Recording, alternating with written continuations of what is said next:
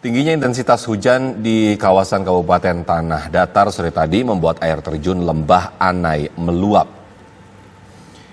Inilah kondisi air terjun Lembah Anai di Kabupaten Tanah Datar, Sumatera Barat, petang ini. Air terjun yang terletak di pinggir jalan ruas jalan utama Bukit Tinggi Padang ini meluap pada pukul 4 sore. Luapan air terjun ini menutupi jalan. Seluruh kendaraan terpaksa berhenti di tempat yang aman menghindari ancaman banjir dan longsor. Luapan air terjun Lembah Anai ini menghempas hingga ke jembatan yang berada di dekat air terjun.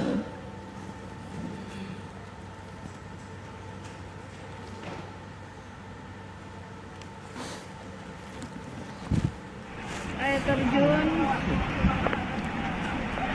saat ini